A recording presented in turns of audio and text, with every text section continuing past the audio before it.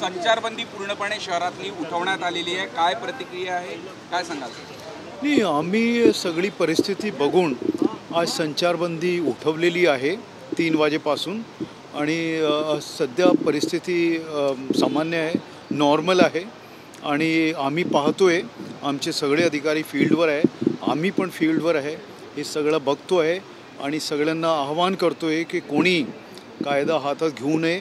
जर काही बोलायचं असला तर आमचे अधिकारी कर्मचारी रोडवर आहे, पोलीस स्टेशन्समध्ये ते जाऊन सांगू शकतात आणि कुठलीही माहिती कोणाकडे असली तर तेही सांगणार. सर, काही कंपन्या अजूनही तैनात आहेत का? म्हणजे कशी परिस्थिती, म्हणजे संचारबंदी उठवली तरी? आमची सगळी जसे फोर्स होती ती सगळी फोर्स अजूनही जसे होती तसेच आहे. सगळे पॉईंट्स आमचे जे होते ते पॉईंट सध्या चालू आहेत तसेच आणि आम्ही बंदोबस्तात कुठली कमी केलेली नाही आहे. सर, नागपूरकरांना काय आव्हान कराल? या गेल्या सोमवारनंतर 6 दिवस झाले, काय आव्हान कराल तुम्ही सगळं? आम्ही सगळ्यांना आव्हान करतो की कुठली अफवा, कारण अजूनही लोक अफवा पसरवतात आणि असे लोकांवर तुम्ही अजिबात विश्वास करू नये. आम्ही जसं अगोदर सांगितलं आहे की आत्ता 4 आम्ही सायबर पोलीस स्टेशनमध्ये गुन्हे दाखल केलेले आहे, ज्याच्या जवळपास 70-80 लोक आहे ज्यांच्यावर गुन्हे आहेत, त्यांचे नाव आहे, त्यांचे लिंक्स आहे, वेगवेगळे आपले सोशल मीडिया अकाउंट्स आहे. मग कुठलीही गोष्टी लिहिताना किंवा पोस्ट करताना फार काळजी घ्यावे. जे अशी पोस्ट ज्याच्यामुळे एकही दूषित कम्युनिटीजमध्ये तेढ निर्माण होऊ शकतो आहे किंवा अफवा पसरू शकतात, तर ते अजिबात सहन होणार नाही आणि असे जे दिसतं आहे त्याच्यावर आम्ही कठोर ॲक्शन घेतो आहे. 152ची कारवाई असो BNSमध्ये किंवा इतर, हे सगळी कारवाई आमची. आतापर्यंत एकूण किती लोकांना अटक झाली आहे आणि काही आरोपी अजूनही मोकाट आहे? आत्तापर्यंत जे आम्ही आयडेंटिफाय केलेले जे सापडले होते पहिले दिवस ते सगळे मिळून 110चे पुढे गेलेले आहे. अजून आमची जे गिरफ्तारी आहे लोकांची ते आम्ही करतो आहे, जे याच्यात इन्व्हॉल्व होते, जे निष्पण होत आहे किंवा ज्यांचे रेकॉर्ड्स आम्हाला मिळालेले आहे.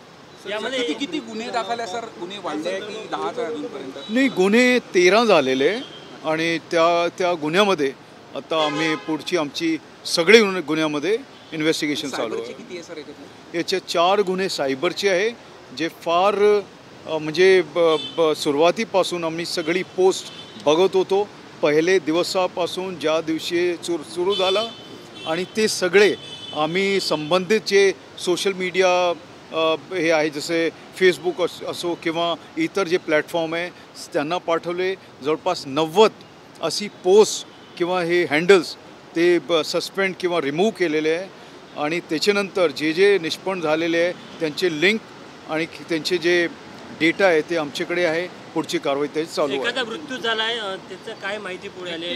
तो कोण होता नेमका? ते जे एक केस दाखल जे होता त्याच्यात एक माणूसची मृत्यू झालेली आहे आणि त्याची आता आमची पुढची कारवाई चालू आहे आणि हा आता इन्व्हेस्टिगेशनचा भाग आहे. सुरुवातीपासून त्याची इन्व्हेस्टिगेशन चालू आहे आणि तो माणूस कुठून आला, कसे इथे पोचला, हे सगळी गोष्टी आपण तपासतो आहे.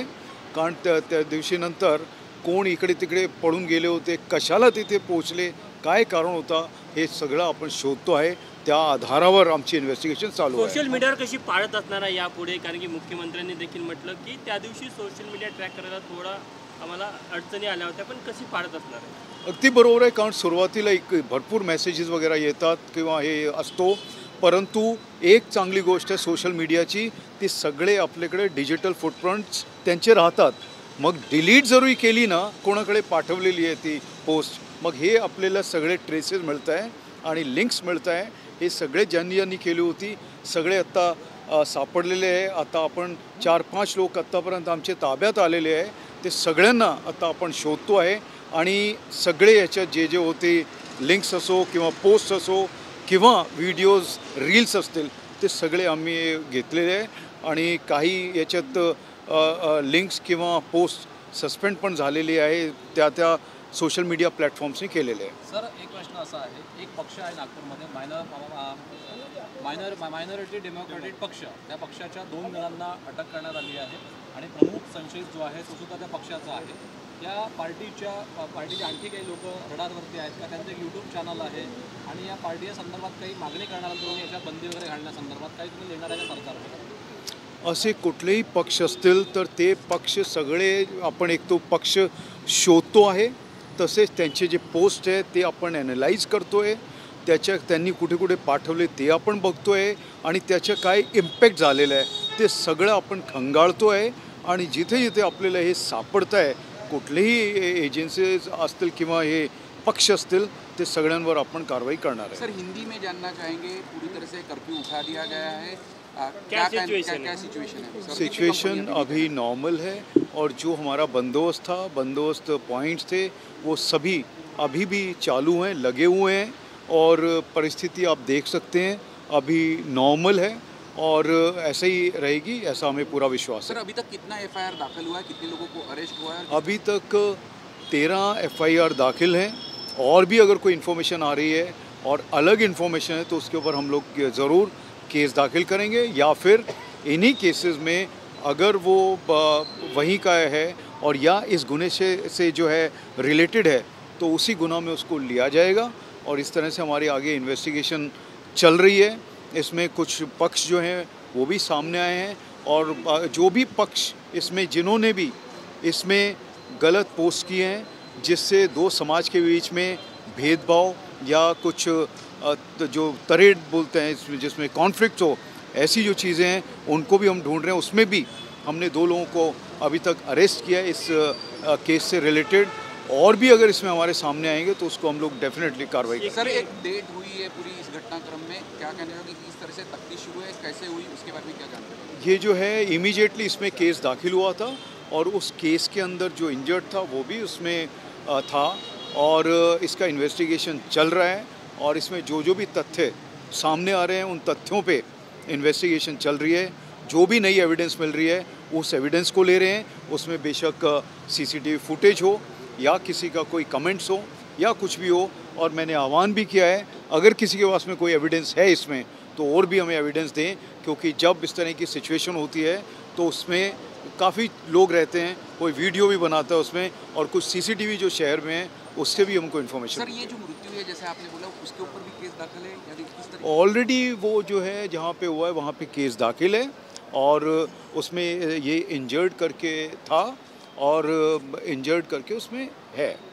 इसमें कुछ गिरफ्तारी हुई वो मामले में? उसमें जो है 3 एडल्ट्स हैं और एक जो है माइनर है. उसमें इस तरह की गिरफ्तारियां हैं और भी गिरफ्तारियां होंगी इसमें. Thank you. एक प्रश्न राहिला.